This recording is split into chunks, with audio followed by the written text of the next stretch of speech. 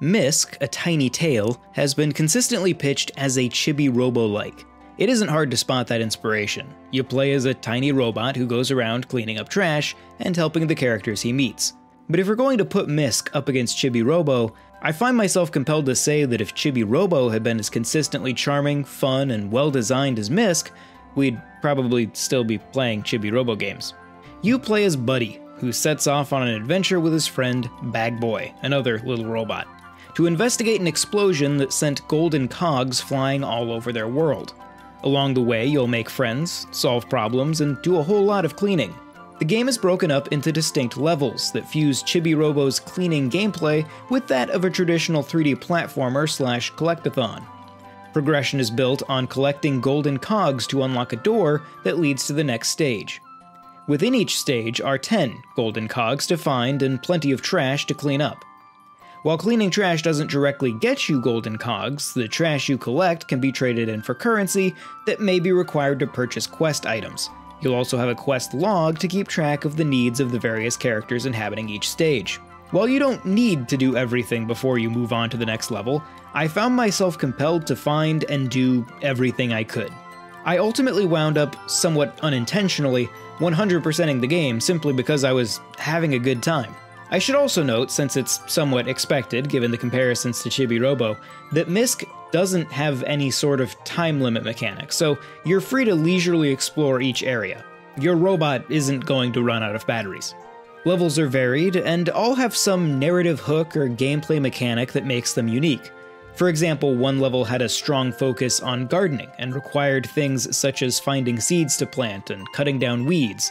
Now and then a couple stages seemed a bit too large for their own good, but for the most part, each one was excellently constructed. Each stage also has a hidden platforming challenge. These are separated from the main stage and present the hardest gameplay challenges Misc has to offer. They do, however, also draw out one of my few complaints, which is the handling of Buddy's jumps. His jump itself is extremely floaty, and I found it hard to get used to. But compounding that are issues in telling where you're going to land. When you jump, a simple circular shadow is projected on the ground below you, but because Buddy emits a bit of light, the shadow fades out as you approach a surface. This makes lining up precise landings in some of the later challenges more awkward than likely intended. What shocked me most about Misc was the direction it took in its story. I'm not going to spoil anything here, but what I expected to be straightforward and pretty cozy wound up being much more impactful and at times dark.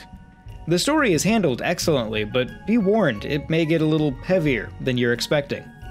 By the end, I was deeply attached to the main cast and couldn't put it down for the last few levels. While I primarily played via a Switch 2, the Switch version of Misc performs fairly well.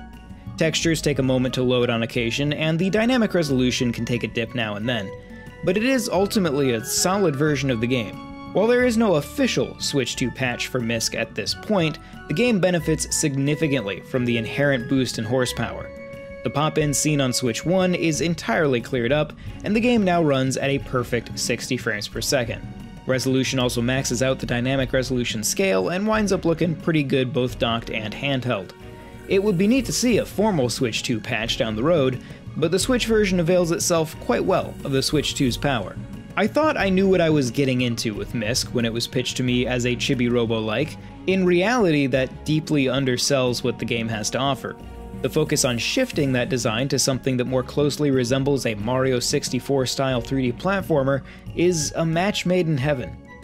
The constantly changing level variety and natural drive to 100% each area had me absolutely hooked. Now and then, the platforming or level design would slow things down, but never enough to prevent me from pushing through to see what was next. Misc, a Tiny Tale is an easy early pick for my personal Indie of the Year lineup.